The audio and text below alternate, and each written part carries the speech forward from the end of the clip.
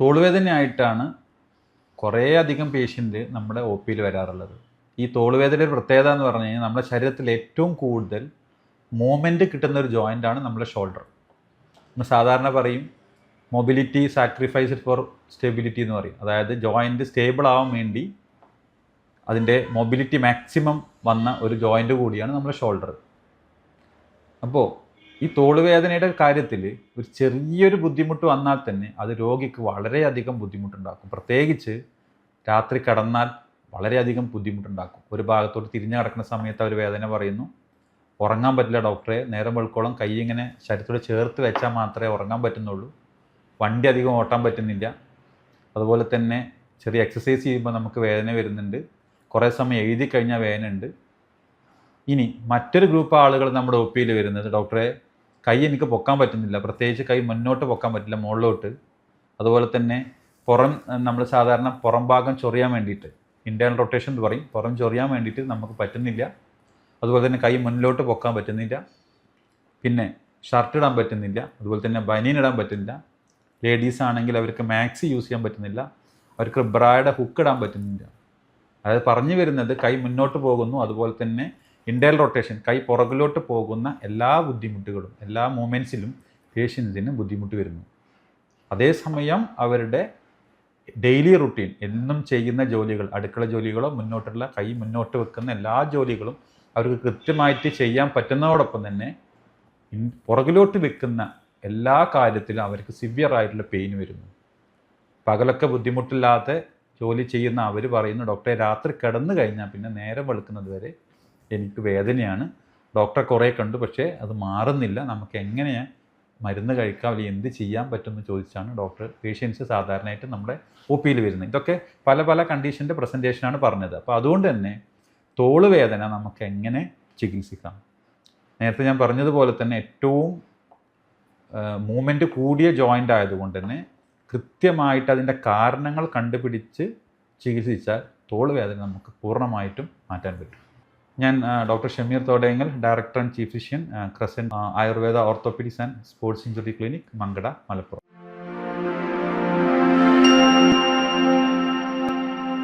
ഇനി നേരത്തെ പറഞ്ഞ ഈ ലക്ഷണങ്ങൾ, കൈ മുകളിലോട്ട് പൊക്കാൻ പറ്റുന്നില്ല, അല്ലെങ്കിൽ കൈ പിന്നോട്ട് പിടിക്കാൻ പറ്റുന്നില്ല, ഒരു ഭാഗത്ത് ചെരിഞ്ഞ് കിടന്ന് ഉറങ്ങിക്കഴിഞ്ഞാൽ ഭയങ്കര വേദന, പിന്നെ ആ കൈ ഇങ്ങനെ പിടിച്ചിട്ട് ഒരു കൈ കൊണ്ട് പിടിച്ചിട്ട് ആ കൈ പുറത്ത് മാറ്റി വെക്കണം ഡോക്ടറെ എണീക്കുമ്പോൾ, അതുപോലെ തന്നെ ഷർട്ട് ഇടാനുള്ള ബുദ്ധിമുട്ടുണ്ട്, ഒന്ന് എറിയ അടിക്കുകയൊന്നും ചെയ്യാൻ പറ്റുന്നില്ല, അപ്പോൾ ഭയങ്കരമായിട്ടുള്ള പെയിനുകൾ വരുന്നുണ്ട്.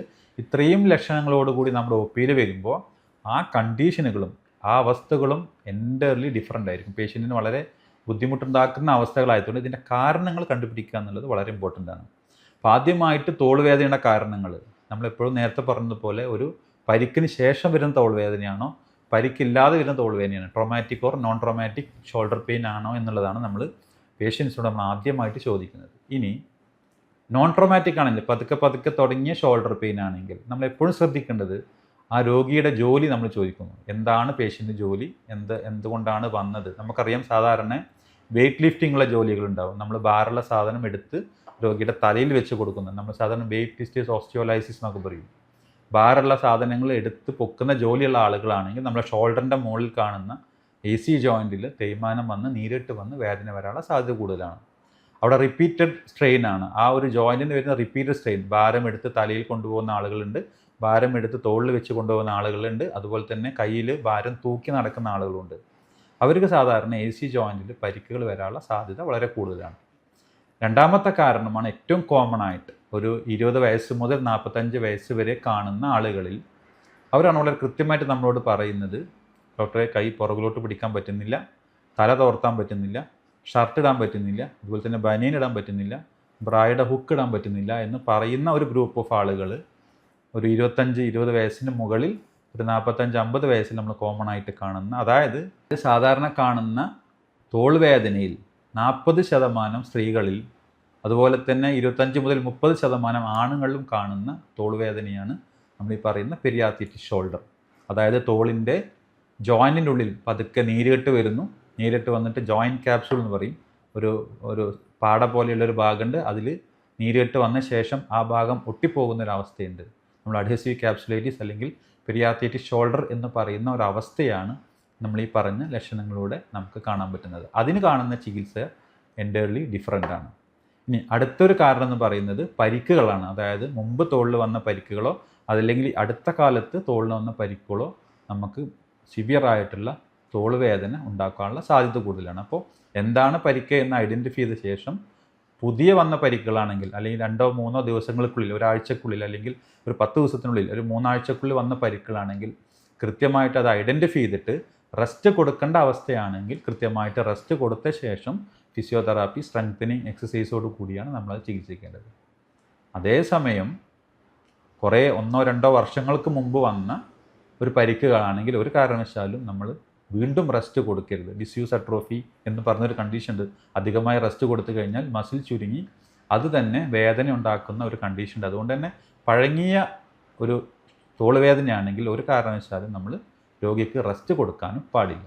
ഏറ്റവും ഇമ്പോർട്ടൻ്റ് ആയിട്ടുള്ള മറ്റൊരു കാര്യമാണ് നമ്മളെ പേഷ്യൻ്റ് നമ്മൾ ഒന്ന് പറയും, ഡോക്ടറെ കുറച്ച് സമയം ഡ്രൈവ് ചെയ്ത് കഴിഞ്ഞാൽ, അതിൽ കുറേ സമയം എഴുതി കഴിഞ്ഞാൽ, അതിൽ കുറേ സമയം കമ്പ്യൂട്ടർ യൂസ് ചെയ്ത് കഴിഞ്ഞാൽ, അതിൽ കുറേ സമയം ബാഡ്മിൻ്റൺ കളിക്കുക അല്ലെങ്കിൽ ഷട്ടിൽ കളിക്കുക, ഓവർ ഹെഡ് ആക്ടിവിറ്റീസ് ഒക്കെ ചെയ്യുകയാണെങ്കിൽ പിന്നെ തോളിന് ഭയങ്കര വേദനയാണ്. നമ്മളെ ഈ തോളിന് നല്ല കഴപ്പ് വരും.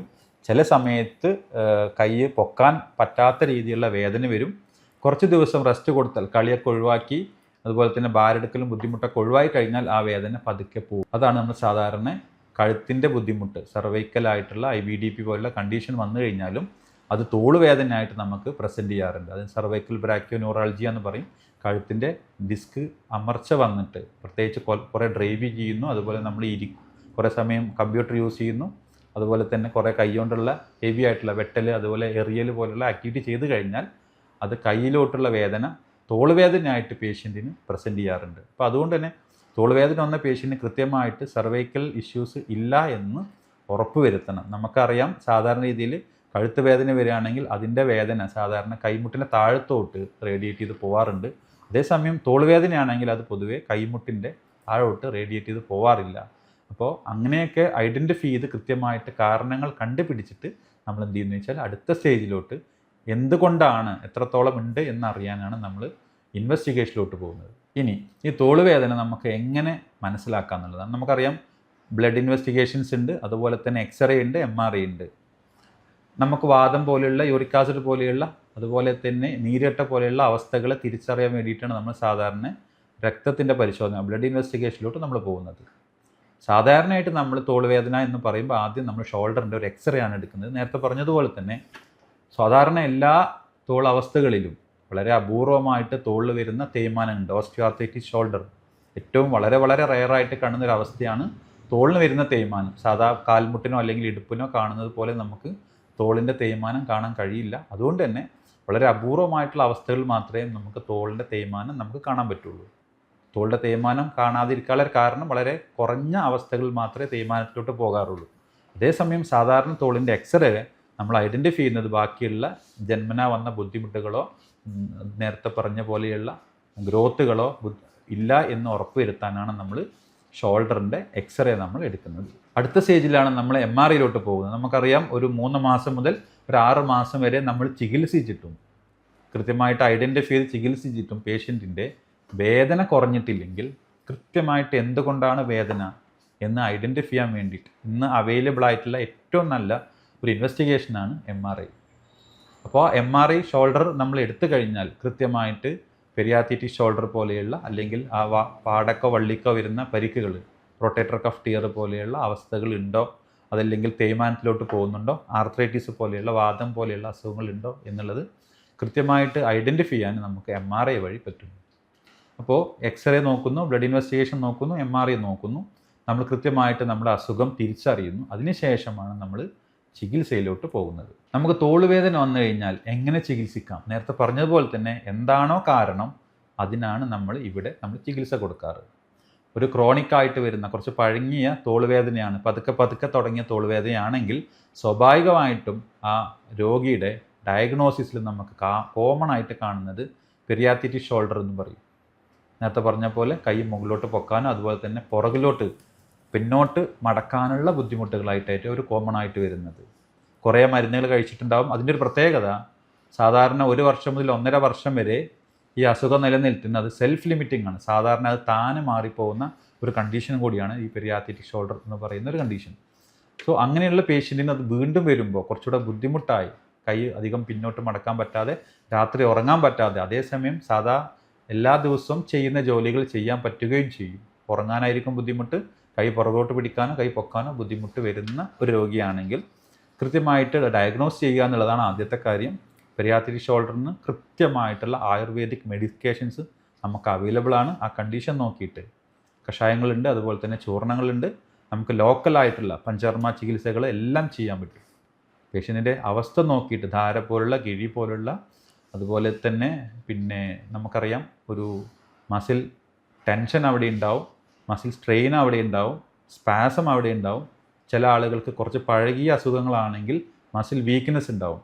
സോ ഈ ഒരു അവസ്ഥകൾ തിരിച്ചറിഞ്ഞ് കൃത്യമായിട്ടുള്ള തൈലധാര ചെയ്യാം, അതില്ലെങ്കിൽ ധാന്യാമ്ലധാര പോലെ ട്രീറ്റ്മെൻറ്റ് കൊടുക്കാം, അല്ലെങ്കിൽ കിഴി പോലെ ട്രീറ്റ്മെൻറ്റ് കൊടുക്കാം. അതൊക്കെ അവസ്ഥ നോക്കിയിട്ട് മാത്രമേ നമുക്ക് ചികിത്സിക്കാവൂ. അതുകൊണ്ടാണ് ഒരു ക്വാളിഫൈഡ് ആയിട്ടുള്ള ഒരു ഡോക്ടറുടെ ഒരു നിർദ്ദേശപ്രകാരം മാത്രമേ നമുക്ക് ചികിത്സ നിശ്ചയിക്കാവൂ എന്ന് നമ്മൾ പറയുന്നത്.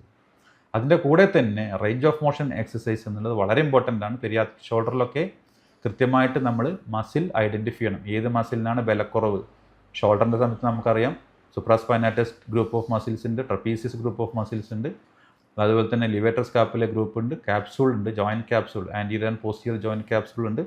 സോ ഈ ഒരു മസിലുകളും ഈ സ്ട്രക്ചറുകളും നമ്മൾ ഐഡൻറ്റിഫൈ ചെയ്ത് ഏത് മസിലാണോ ടൈറ്റായിരിക്കുന്നത് അതിൻ്റെ റിലീസിങ് ടെക്നിക്സ് നമ്മൾ പറഞ്ഞു കൊടുക്കുന്നു. ഫിസിയോതെറാപ്പി വെച്ചിട്ട് ആ മസിൽ നമ്മൾ റിലീസ് ചെയ്യുന്നു. അതുപോലെ തന്നെ വീക്കായിട്ടുള്ള മസിലുകൾ നമുക്കറിയാം പെക്ടറൽ ഗ്രൂപ്പ് ഓഫ് മസിൽസ്, അതുപോലെയുള്ള മസിൽസൊക്കെ ടൈറ്റ്നെസ് ഉണ്ടാവും. അതുപോലെ തന്നെ വീക്കായിട്ടുള്ള മസിൽ ഗ്രൂപ്പുകളെ നമ്മൾ എന്ത് ചെയ്യും, സ്ട്രെങ്തൻ ചെയ്യും.